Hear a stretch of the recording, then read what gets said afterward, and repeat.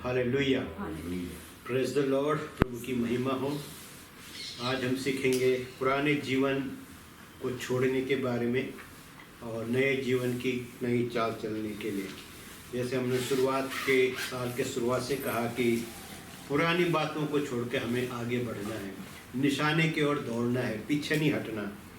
हमारे देश की विडंबना, हमारे लोगों की विडंबना यह है कि हमने एक कहावत सुनी थी बचपन में कि गधे के सर से सींग गायब हो गए, और जबकि हकीकत यह है कि गधे के सिर पर सींग होते नहीं है।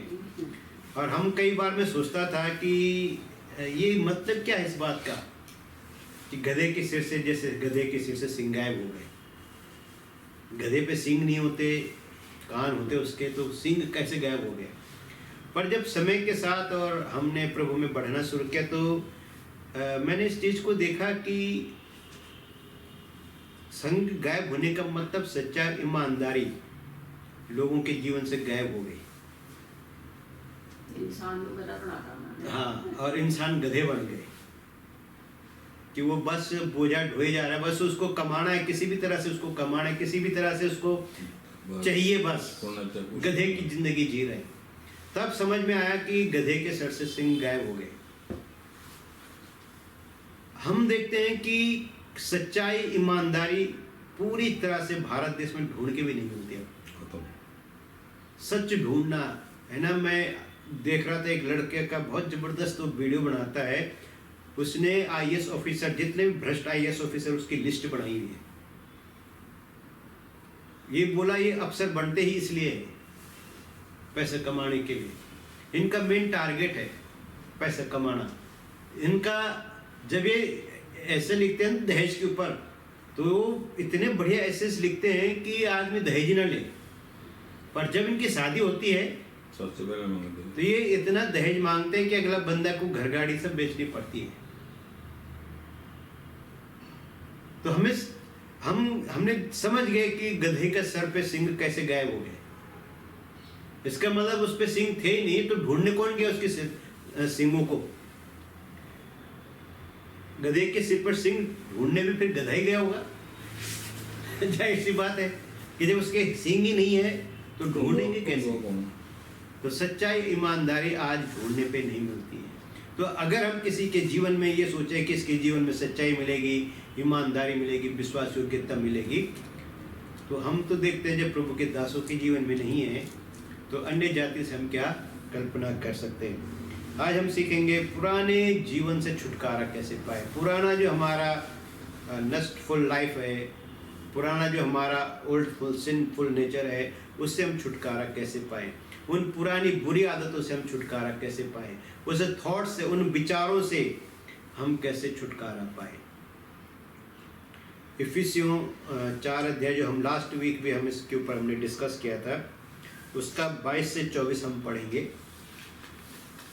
इफिसियों 4 अध्याय उसका 22 से 24।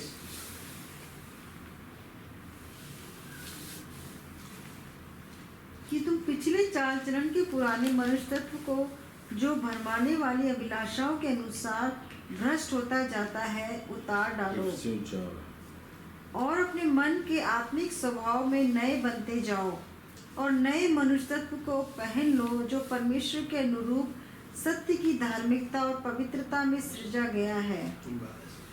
तो यहाँ पे पहले वचन में क्या लिखा है, 22 को फिर से पढ़िए। उसे मैंने तुम्हारे पास, इफिसियों 4 का 22 है ये। हाँ, इफिसियों 4 का 22 है कि तुम पिछले चाल चलन के पुराने मनुष्यत्व को, हाँ, जो भरमाने वाली अभिलाषों के अनुसार भ्रष्ट होता जाता है, उसे उतार डालो। हाँ, उसे क्या कर दो, उतार डालो। किसको? पुराने मनुष्यत्व को, जो अभिलाषाओं के अनुसार भ्रष्ट होता जाए। भरमाने वाली कौन सी अभिलाषाएं? भरमाने वाली अभिलाषाओं के अनुसार क्या होता है, भ्रष्ट होता जाता है। तो ये पुराना मनुष्यत्व क्या है, ये हमें भी जानना जरूरी है कि आखिर वो पुराना मनुष्यत्व क्या है। उसके लिए आप पहले पढ़िए पहला पत्रस 1 अध्याय उसका 18 और 19। पहला पत्रस 1 अध्याय उसका 18 और 19 पढ़ेंगे। लिखा है जी, हाँ। क्योंकि तुम जानते हो कि हाँ। तुम्हारा निकम्मा चाल चलन हाँ। जो बाप दादों से चला आता है, उससे तुम्हारा छुटकारा चांदी सोने अर्थात नाशवान वस्तुओं के द्वारा नहीं हुआ, पर निर्दोष और निष्कलंक मेमने अर्थात मसीह के बहुमूल्य लहू के द्वारा हुआ। हाँ, कैसे हुआ? यीशु मसीह के लहू के द्वारा। और तुम्हें मिला क्या है? निकम्मा चाल चलन। और किससे मिला है बोला? बाप दादाओं से। कौन है हमारे बाप दादा? पहला पत्रस 1 का 18 और 19। हमारा बाप दादा वो नहीं जो हमारे 3-4 पीढ़ी पहले थे। हमारे बाप दादा आदम, बाबा आदम थे। हाँ, बाबा आदम, वहां से मिला है। वो खाली हमें मिला ऐसा नहीं है, सबको मिला है। जितने भी ह्यूमैनिटी दुनिया के अंदर है, इंसान हैं, जितने भी पैदा हो रहे हैं, जो पैदा होंगे, उन सबको जो करैक्टर मिला है, जो आचरण मिला है, वो आदम का है। कहते हैं कैसा आचरण है ये? भ्रष्ट, निकम्मा चाल चलन लिखा हुआ। क्या लिखा है? निकम्मा। हालेलुया, कितनी भयानक बात है। अब जब चीजें हमें निकम्मी मिली हुई है तो उसके फ्रूट अच्छे होंगे, फ्रूट भी फिर हमारे जीवन में माड़े फ्रूट होते हैं, क्योंकि मिला ही क्या है? निकम्मा। जो मिला ही निकम्मा है तो उसका फ्रूट भी निकम्मा होगा। अब यही वो कहता है, पौलुस कह रहा है कि आप इसे उतार दो। जो निकम्मा तुम्हें पूर्वजों से मिला हुआ है, बाबा आदम से मिला, उसे आप उतार दो, क्योंकि तुम्हारा जो छुटकारा है वो सोने चांदी जैसे नाशवान वस्तुओं से नहीं, परंतु यीशु मसीह के बहुमूल्य लहू के द्वारा हुआ है। तो सबसे पहले उस चाल चलन को उतारने के लिए आपको यीशु के लहू की जरूरत है। उस चाल चलन से छुटकारा पाने के लिए क्या जरूरत है? यीशु के लहू की जरूरत है। जब हम अपने आप को यीशु के लहू से धोएंगे तो वो जो चाल चलन है वो हमारे जीवन से धुल जाएगा। अब 23 पढ़िए, इफिसियों 4 का 23। और फिर क्या करो? और अपने मन के आत्मिक स्वभाव में नए बनते जाओ। हाँ, अब क्या हो जाओ? जब तुम्हारा पुराना, पहले उसको फेंक दो, पुराने वाले को उतार दो, और अपने मन के स्वभाव में कैसे हो जाओ? नहीं। आपका स्वभाव कहाँ पैदा होता है? आपके मन में। और प्रभु ने कहा जो मन में है वो जबान पे है और वो शरीर में भी है, वो एक्शन में भी है। चोर बोला चोरी से जाए, सीना चोरी से न जाए। चोर को आप कितना भी पकड़ लो, वो चोरी करना आसानी से छूटता नहीं है। इसलिए जो व्यक्ति चोरी करता है और जब पकड़ा जाता है और हमारे बीच में रहता है तो हम उसको हमेशा नजर रखते हैं उसके ऊपर, क्योंकि हमें पता है कि ये जितना मर्जी भी शांत है, पकड़ने वाला, हाँ, ये कहीं ना कहीं पलटी मार सकता है, क्योंकि वो उसका मन में है। तो वो कहता है कि तुम्हारे मन के नए हो जाने से, जब तुम उसे उतार दोगे पुराने वाले को, तो जो तुम्हारा मन वो कैसे हो जाएगा? नया हो जाएगा। और उसके नए हो जाने से क्या कहे? तुम्हारा चाल चलन भी बदलता जाए। तो जब तक पुराना निकम्मा है ये बदलेगा नहीं, ये निकम्मा ही रहेगा। पर निकम्मा यीशु मसीह के लहू से हट गया तो अब आपका जो मन है वो निकम्मा नहीं रहना चाहिए, नेगेटिव नहीं रहना चाहिए। अब आपका वो निकम्मा स्वभाव को छोड़ना है और यीशु मसीह के स्वभाव को पकड़ना है ना। फिलिपियो 2 का 5 पढ़िए। फिलिपियो 2 का 5। हाँ जी,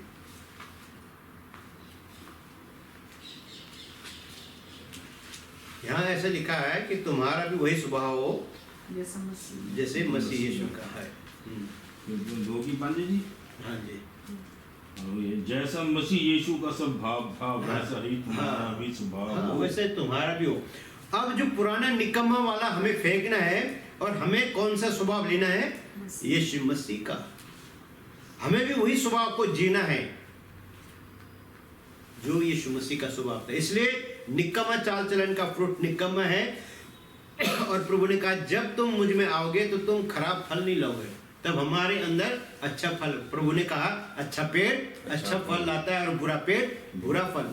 अगर हमारा जीवन नहीं बदला, हमारा निकम्मा चाल चलन से हमने छुटकारा नहीं पाया, तो हमारे जीवन में अच्छे फल लग ही नहीं सकते। ये नामुमकिन बात है कि हम ये सोचे कि हमें क्या मिलेंगे, अच्छे फ्रूट। नहीं मिल सकता है। हम जब प्रभु में नहीं थे, हमारे अंदर फ्रूट थे ही नहीं। निकम्मा था तो निकम्मी बातें बोलते थे, है ना। जवान लड़के जब आपस में मिलते हैं ना, इनके पास अच्छी बातें आ नहीं सकती है। लड़के आपस में मिलते अच्छी बातें नहीं होती है। ये निकम्मी बातें करते हैं, अनफ्रूटफुल बातें होती हैं इनके बीच में। हम तो देखते हैं हमारी गली से जितने भी लड़के रात को गुजरते हैं, इतनी जोर से हंसते हैं, इतनी जोर से बोलते हैं और गंदी गंदी गालियां निकालते हुए निकलते हैं गलियों से। और सब पढ़े लिखे सोसाइटी में, मतलब बोलेंगे तो ग्रेजुएट है वो लोग। रात को 2 बजे 2:30 बजे 3 बजे अपने घर वापस जाते हो, पार्क में बैठे रहते सारी रात भर, निकम्मी बातें करते रहते हैं। और ये गलती उनकी नहीं है, ये आचरण मिला हुआ है। ये हमें विरासत में यही मिला है। निकम्मा चाल चलन हमें विरासत में मिला है और इस विरासत को छोड़ना है हमने, और हमने उस विरासत को पकड़ना है जिस विरासत से हम बाहर निकाले गए थे। हमें वापस मसीह यीशु के पास जाना है। तो यहाँ कहता है कि तुम्हारा अंदर भी वही स्वभाव हो।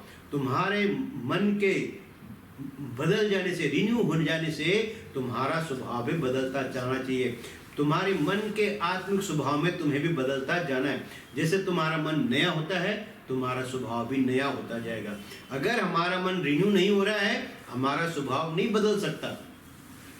इसलिए बहुत से क्रिश्चियन लोग आज प्रभु में आ तो गए, पर वो वैसे ही है जैसे पहले थे। वो कोई चेंज नहीं जीवन के अंदर, उनके स्वभाव में कोई परिवर्तन नहीं, उनके विचार आज भी निगेटिव है, उनकी बोलबाणी आज भी निगेटिव है। कितना भी पॉजिटिव उनको बता दो, जीवन में निगेटिव ही आता है, क्योंकि जो निकम्मा है वो गया नहीं। इसलिए वो कहता है कि तुम्हारे मन के नए हो जाने से तुम भी अपने आत्मिक स्वभाव में, शारीरिक स्वभाव नहीं, कौन से स्वभाव में बदल जाओ, आत्मिक स्वभाव में बदल जाओ। हमारा शारीरिक स्वभाव इमोशन के साथ है ना। अभी आपके प्रति प्यार आएगा तो बहुत कुछ, और अभी गुस्सा आ गया तो सब खत्म।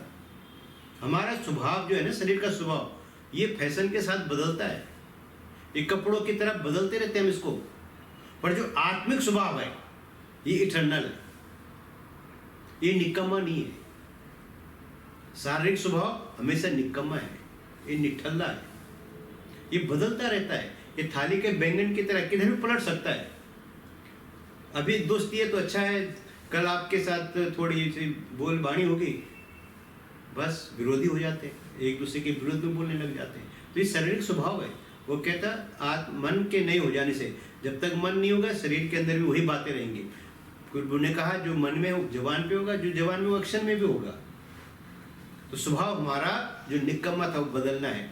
और कहता है कैसे बदलेगा वो, यीशु के बहुमूल्य लहू के द्वारा उसका छुटकारा हुआ है, उसको निकाला गया है। और वो कहता है अब तुम्हारे मन के आत्मिक स्वभाव में क्या होते जाओ, नए होते जाओ। कुलिसियों 3 अध्याय उसका 8 से 10 पढ़िए। कुलिसियों, एफिसियों के बाद फिलिप्पी आएगा, फिर कुलिसियों 3 का 8 से 10। हाँ जी, कुलसियों केड़ा जी 3 का 8 से 10। 3 का 8 से 10। पर अब तुम भी इन सब को अर्थात क्रोध, रोष, बैरभाव, निंदा, मुंह से गाने बकने, ये सब बातें छोड़ दो। एक दूसरे झूठ मत बोलो, क्योंकि तुमने पुराने निश्चयता को उसके कामों समेत उतार डाला है और नए निश्चयता को पहन लिया है, जो अपने सृजनहार के स्वरूप के अनुसार ज्ञान प्राप्त करने के लिए नया बनता जाता है। यहाँ पे भी ऑलमोस्ट सेम बातें हैं, पर थोड़ी सी अलग है। यहाँ पे वो क्या कहता है, तुम गालियाँ बकना, झूठ बोलना और ये पुराने स्वभाव की जो करेक्टर, इसको क्या कर दो, छोड़ दो, क्योंकि तुमने क्या कर लिया, पुराने मनुष्यत्व को उतार दिया। हाँ कैसे उतार दिया, पढ़िए जरा 9। 9 एक दूसरे झूठ मत बोलो क्योंकि तुमने पुराने मनुष्यत्व को उसके कामों समेत उतार डाला। हाँ कैसे उतार डाला, उसके कामों से हाँ उसके कामों सहित, यानी उसकी भरमाने वाली अभिलाषाओं के सहित आपने उसको उतार दिया।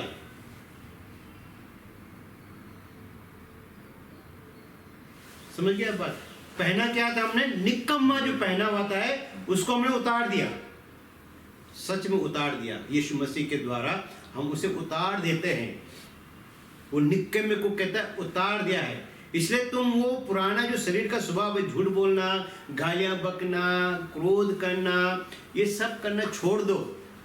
एक दूसरे से झूठ बोलना छोड़ दो, क्योंकि तुमने उसको उसके कामों सहित उतार दिया है। पुराने जो मनुष्य था, जो पुराना तुम्हारा निकम्मा चाल चलन था, तुमने उसको क्या कर दिया, उतार कर फेंक दिया। पर हम अक्सर ऐसा देखते नहीं है।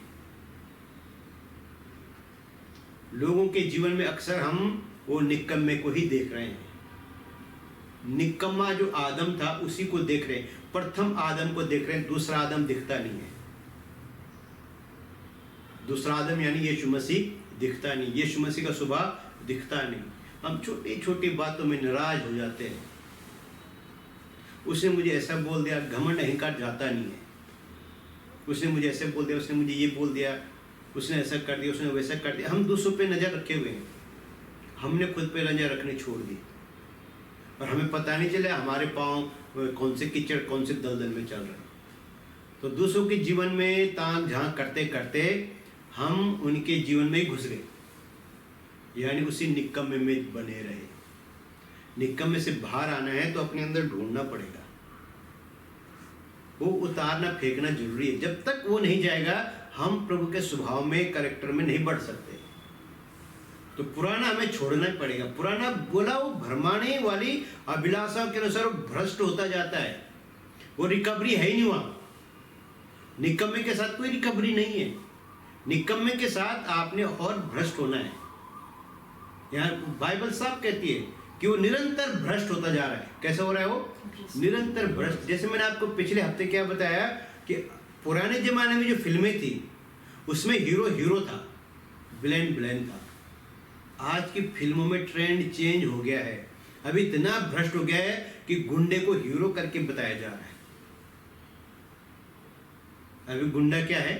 हीरो बन के, वो हीरो है। वो मार काट कर रहा है, गोलियां चला रहा है, रेप कर रहा है, गंदे काम कर रहा है और हीरो की तरह उसको पेश किया जा रहा है। ऐसी हीरोइन को भी, एक बढ़िया औरत को ऐसे दिखाया जा रहा है और सारे बैम काम कर रही है।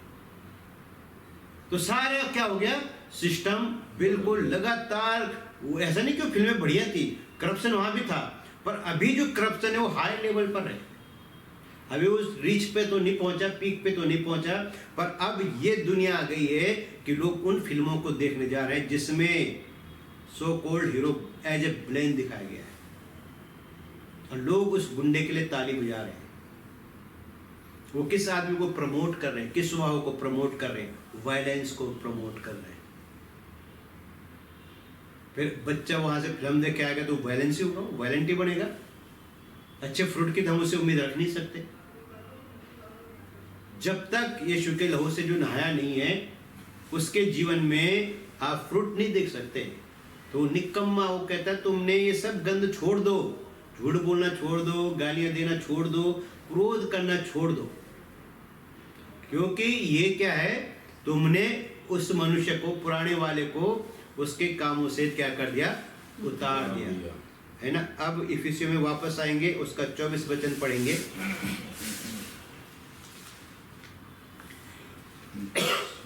हाँ 4:24। और नए मनुष्यत्व को पहन लो जो परमेश्वर के अनुरूप सत्य की धार्मिकता और पवित्रता में सिरजा गया है। हाँ, किसको पहन लो?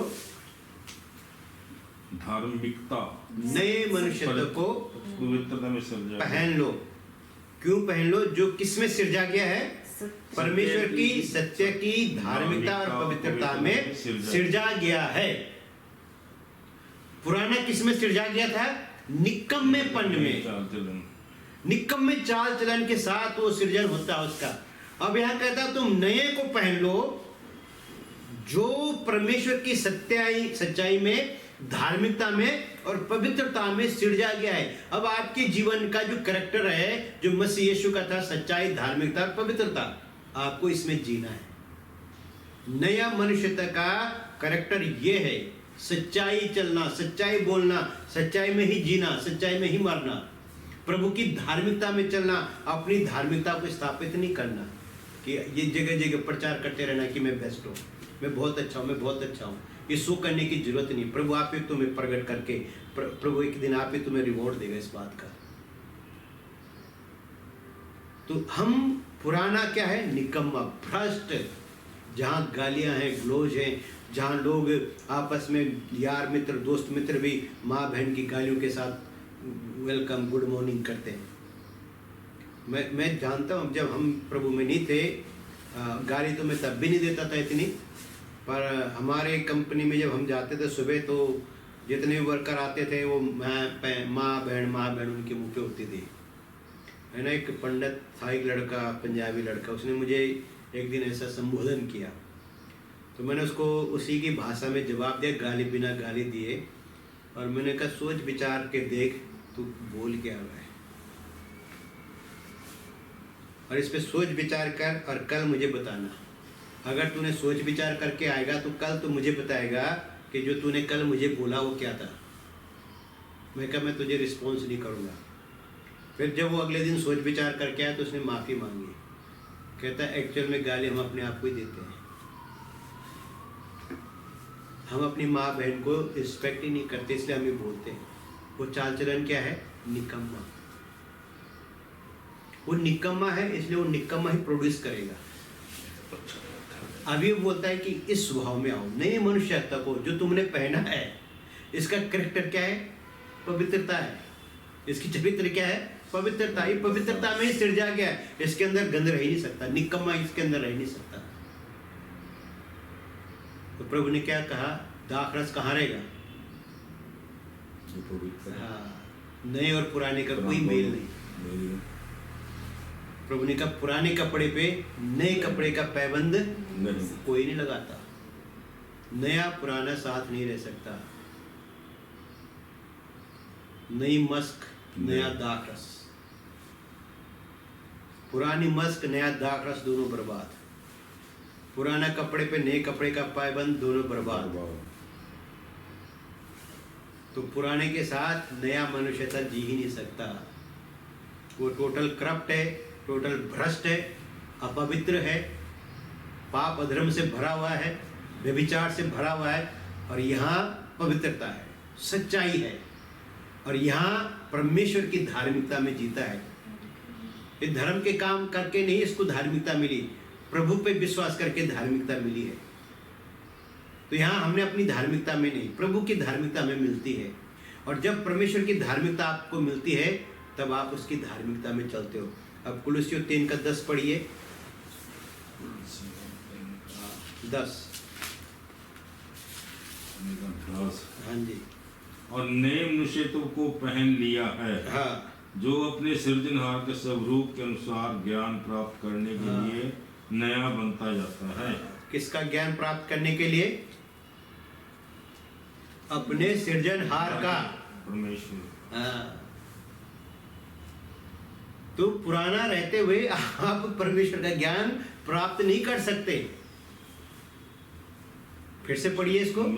और नए मनुष्यत्व को पहन लिया है, हाँ, जो अपने सृजनहार के स्वरूप के अनुसार, हाँ, अपने सृजनहार के स्वरूप के अनुसार ज्ञान प्राप्त करने के लिए हाँ, नया बनता जाता है। ज्ञान प्राप्त करने के लिए, ज्ञान प्राप्त करने के द्वारा लगातार नया बनता जाता है। और तब तक नया बनता है जब तक वो प्रभु के डील डोल तक न चला जाए। तो ओल्ड हमें किसके डील डोल तक लेकर जाता है, शैतान के पास ले जाना। और नया हमें यीशु मसीह के डील डोल तक। हालांकि यीशु का शैतान के साथ हम कंपेयर करना गलत बात है। शैतान क्रिएशन है प्रभु की, अरे भैया, हाँ, ये होता है। हाँ, तो उसके साथ प्रभु को खड़ा करना ही बेकार है। और यीशु मसीह ने आज तक शैतान के साथ कभी लड़ा नहीं, माइकल ही लड़ता है। फिजिकल फाइट कौन करता है उसके साथ? माइकल ही करता है। यीशु मसीह तो फूंक से फूंक देगा उसको। यीशु मसीह के बारे में क्या लिखा है कि प्रभु से अपनी फूंक से मार देगा, भस्म कर देगा। पसंद करने वाली, हाँ। हाँ, यीशु मसीह अब साफ लिखा है दूसरा थिस्सलुनीके 2 अध्याय में कि प्रभु उस अधर्मी को अपनी फूंक से उड़ा देगा, भस्म कर देगा उसको। तो यीशु मसीह के साथ शैतान को कंपेयर करना ही बेकार है, कर ही नहीं सकते। वो सृष्टि है प्रभु की, वो कहाँ खड़ा हो सकता है उसके आगे? उसकी बिसात नहीं हो, उसका मुकाबला हमारे से ही है, सीधी सी बात है। उसका मुकाबला किसके साथ है? हमसे ही है, सीधा सीधा। प्रभु ने वो हमें भ्रष्ट करता है, हमने उसको करना है। प्रभु ने क्यों बनाया? ये बुन पता था ये सारे मेरे बनाए हुए इंसान को खराब करूंगा। हाँ, फ्री विल दी थी आपको भी, मुझे भी। आपको गलत काम करने से कौन रोकता है? अपना मन रोकता है जी। हाँ, और आप जब गलत करते हो वो भी बोले किसे पूछ के करते हो? किसी से नहीं। फिर मैं झूठ बोलूंगा, किसे पूछ के बोलूंगा झूठ? प्रभु से पूछ के। मेरी मर्जी, हाँ जी, मेरी मर्जी, मैं सच बोलूं, मैं झूठ बोलूं। मेरी मर्जी, मैं जहर खाऊं, दूध अमृत पीऊं। मेरी मर्जी सही और गलत चुनने की। प्रभु ने हमें चुनाव दिया, फ्री विल। ये परमेश्वर की महानता है कि उसने अपनी मर्जी हम पे जबरदस्ती नहीं थोपी, है ना। इसलिए उसने आदम को धरती पर रचने के बाद भी चुनाव दिया कि आदम तू खाना नहीं बेटा इसको। वो बात अलग है कि आदम ने प्रभु का बात नहीं सुना। वो चुनाव आपका है, विल आपको दी है, इच्छा आपकी इच्छा है। इसलिए वो क्यों बोलता है मेरी इच्छा और तेरी इच्छा? मेरे विचार तेरे विचार नहीं मिलते, तेरी इच्छा मेरी इच्छा नहीं मिलती है ना। हम बोलते प्रभु तेरी इच्छा पूरी हो, कब? जब आप अपनी इच्छा छोड़ोगे। जब आप अपनी इच्छा में चलोगे, उसकी इच्छा कभी पूरी नहीं हो सकती। उसकी इच्छा यह है कि तुम सच्चाई में चलो, तुम धार्मिकता में चलो, तुम पवित्रता में चलो। और हमारी इच्छा क्या है? मजे करो। आप ये बताओ कि गंध में मजा किसको आता है?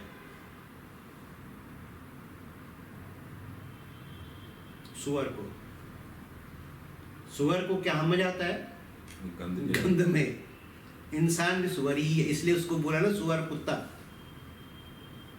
जब हमें पाप में मजा आता है ना, तो पाप क्या है? गंध है। और जब आपको पाप करने में मजा आता है, आप सुअर होते हैं। हम सुअर हैं उस टाइम में। इसलिए जब प्रभु ने हमें निकाला तो धोया कि हम वापस न जाएं।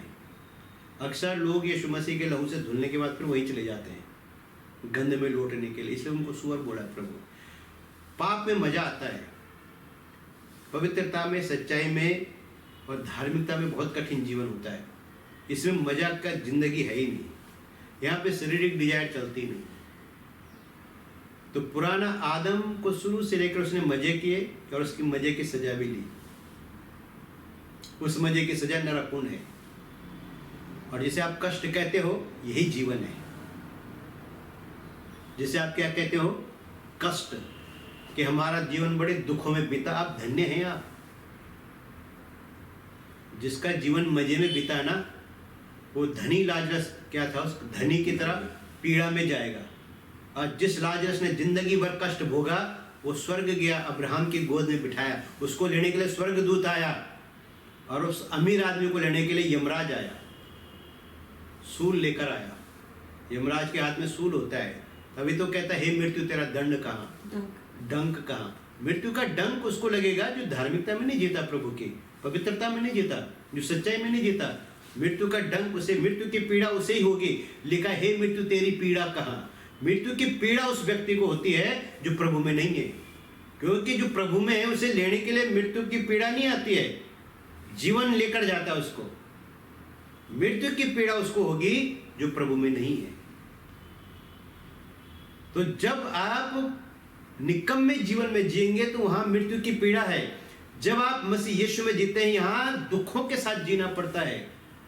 यहाँ कष्ट उठाने पड़ते हैं, यहाँ फाइट करनी पड़ती है, अपने साथ लड़ना पड़ता है, अपने शरीर की इच्छाओं के साथ लड़ना पड़ता है, तब जाके हम अनंत जीवन में प्रवेश करते हैं। यहाँ फर्क है। इसलिए मसीह यीशु ने कहा मेरे पीछे आए वो अपना इनकार करे और अपना क्रूस उठाए।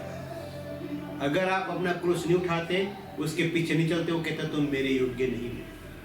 वो कहता मनुष्य के पुत्र को सर ढकने की जगह नहीं। इसलिए हमें वो जीवन जीना जो मसीह यीशु। अगर आप कष्ट में चल रहे हैं, दुखों में चल रहे हैं, मुसीबतों का पहाड़ आपके ऊपर है, आप एक धन्य जीवन जी रहे हैं। पर यदि आप लग्जरी में जी रहे हैं, मजे की जिंदगी जी रहे हैं, आपके जीवन में कोई दुख तकलीफ नहीं है, तो वो निकम्मा चाल चलन वहां है। वो एक दिन उस मजे की सजा वो नरकुंड ही है।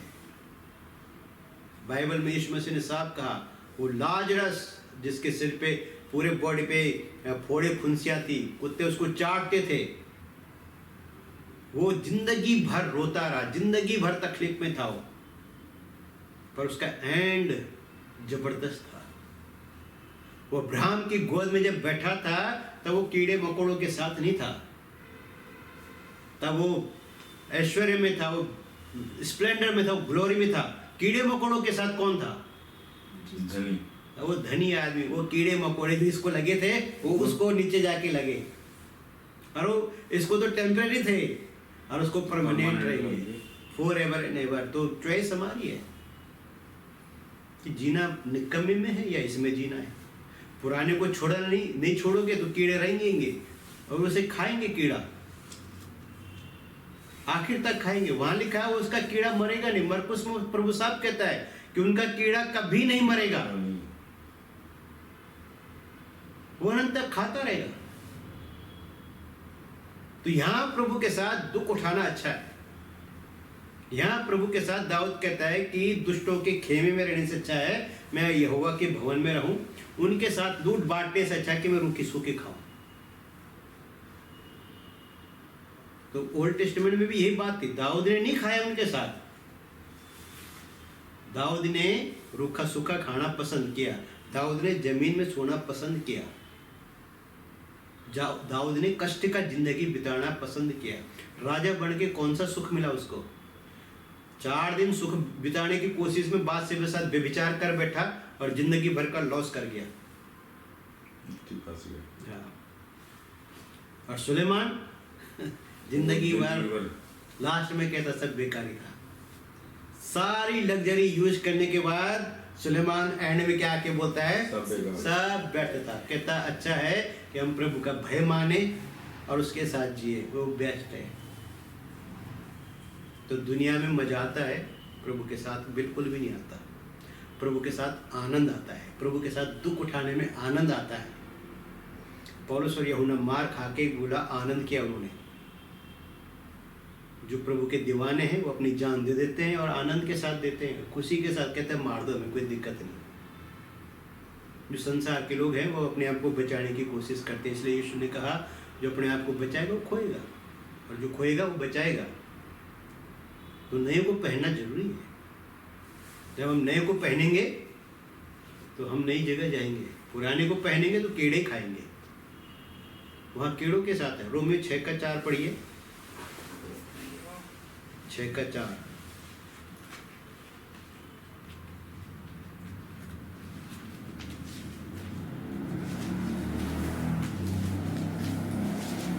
अर्थात उस मृत्यु का बपतिस्मा पाने से हम उसके साथ गाड़े गए, ताकि जैसे मसीह पिता की महिमा के द्वारा मरे हुए में से जिलाया गया, वैसे ही हम भी नए जीवन की सी चाल चले।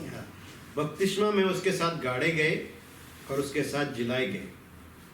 जैसे वो कहता है महिमा में उठाया गया, वैसे ही हम नए जीवन की नई चाल चले। पुराने जीवन की चालों को छोड़ दें और नए जीवन की चाल चलें। नए सृष्टि हैं, सब कुछ नया हो गया, तो सब कुछ जीवन भी नया, चाल चलन भी नया, सोच विचार भी नया, सब कुछ प्रभु जैसा, स्वभाव भी प्रभु यीशु मसीह जैसा। इसी का 7:6 पढ़िए, रोमियो 7:6। परंतु जिसके बंधन में हम थे उसके लिए मर कर अब व्यवस्था से ऐसे छूट गए कि लेख की पुरानी रीति पर नहीं वरन आत्मा की नई रीति पर सेवा करते हैं। आत्मा की नई, पुराने बंधन से ऐसे छूट गए। कैसे छूट गए? लेख की पुरानी विधियों से हम छूट गए, पुराने बंधनों से हम छूट गए। कहता है अब हम शरीर के लेख के अनुसार नहीं, आत्मा के अनुसार। और यही गलातियों में कहता है कि शरीर के अनुसार नहीं, आत्मा के अनुसार। शरीर में पुराना मनुष्य तो शरीर में ही चलता है और नया मनुष्यता आत्मा में चलता है। तो इसलिए कहता है वो उसको छोड़ दो और नई जीवन की नई चाल चलो। तो परमेश्वर की धार्मिकता में, पवित्रता में, सच्चाई में सिरजा गया है। हमने उसको उसके कामों से उतार दिया है। अब हमें अपने सृजनहार के नॉलेज में बढ़ना है, उसके नॉलेज के द्वारा अपने सृजनहार के स्वरूप में बढ़ना है, अपने प्रभु के करैक्टर में बढ़ना है, अपने परमेश्वर के सिस्टम में हमें बढ़ना है। ये दुनिया का सिस्टम निकम्मा है। कैसा सिस्टम है ये? निकम्मा सिस्टम है।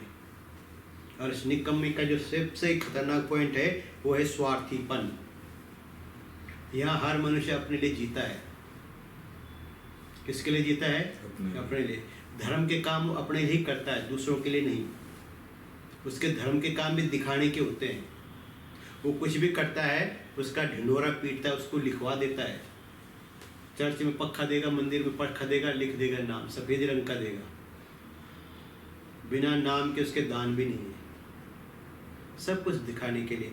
हमारी धार्मिकता प्रभु की ओर से मिलती है। हमारे कामों से प्रभु की धार्मिकता दिखती है।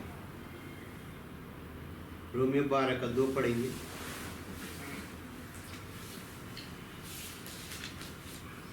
इस संसार के सदृश ना बनो, परंतु तुम्हारे मन के नए हो जाने से तुम्हारा चाल चलन भी बदलता है।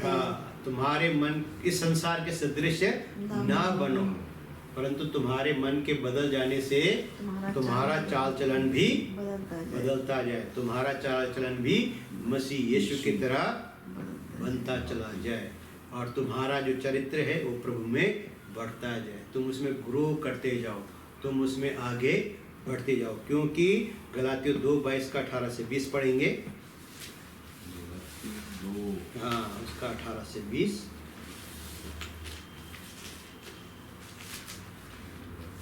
हाँ जी, 18-20। क्योंकि जो कुछ मैंने गिरा दिया यदि उसको फिर बनाता हूँ तो अपने आप को अपराधी ठहराता हूँ। मैं तो व्यवस्था के द्वारा व्यवस्था के लिए मर गया कि परमेश्वर के लिए जीऊं। मैं मसीह के साथ क्रूस पर चढ़ाया गया हूँ। अब मैं जीवित न रहा पर मसीह मुझ में जीवित है। मैं शरीर में अब जो जीवित हूँ तो केवल इस विश्वास से जीवित हूँ जो परमेश्वर के पुत्र पर है, जिसने मुझसे प्रेम किया और मेरे लिए अपने आप को दे दिया। यहाँ कहता है जिस चीज को मैंने गिरा दिया, यानी पुराना मनुष्यत्व को मैंने गिरा दिया, अगर मैं उसे फिर से बनाता हूँ तो मैं क्या हूँ? अपराधी हूँ। और बोला मैं व्यवस्था के लिए, व्यवस्था के द्वारा मर गया, अब मैं जिंदा हूँ तो परमेश्वर के लिए ही जिंदा हूँ। क्योंकि मैं मसीह के साथ क्रूस पर चढ़ गया। मैंने मेरा पुराना जो जीवन है तो सिंफुल नेचर यीशु मसीह के साथ क्रूस पे चढ़ गया। और कहता अब जो मैं जीवित हूँ, अब मुझ में कौन जीवित है? मसीह जीवित हूँ। अब जो मैं जीवित हूँ तो उस विश्वास से जीवित हूँ मसीह यीशु के ऊपर, जिसने मुझसे प्रेम किया और अपने आप को मेरे लिए दे दिया। अब जो हमारे लिए जीवन है, जो छोटा सा जीवन है, जितने भी हमारे जीवन का समय बचा है, हम क्या करें कि इस जीवन को प्रभु की सेवा में लगा दे, प्रभु के चरणों में लगा दे, प्रभु के चरित्र को जीने में लगा दे। हम वो जीवन जिए जो प्रभु हमसे चाहता है। हम वैसे करैक्टर अपने अंदर बिल्डअप करें जैसे प्रभु हमसे चाहता है। हमारे अंदर वो स्वभाव हो जो हमारे प्रभु का था। तो उस स्वभाव में हमें जाना पड़ेगा। जब बरतुलमै को प्रभु ने आवाज दी तो बरतुलमै ने सबसे पहले अपना चोगा उतार के फेंका। अब प्रभु हमें पुकार रहा है, प्रभु हमें आवाज दे रहा है, तो हमें पुराने मनुष्यत्व को, वो निकम्मे मनुष्य को फेंकना पड़ेगा, उतारना पड़ेगा, उसके कामों सहित उतारना पड़ेगा। हमें यीशु मसीह को पहनना पड़ेगा। और जब हम उसको पहन लेंगे तो फिर पुराना रहेगा नहीं। हमें नई मनुष्यता का साथ जीना है, हमें प्रभु के साथ जीना है। और मैंने बता दिया नया और पुराना आपस में कभी मैच नहीं करेगा, नुकसानदायक है। हमें प्रभु के साथ जीना है, उसके कैरेक्टर में जीना है, हमें कुल मिला के यीशु मसीह को ही जीना है। दूसरा हमारे पास ऑप्शन है ही नहीं।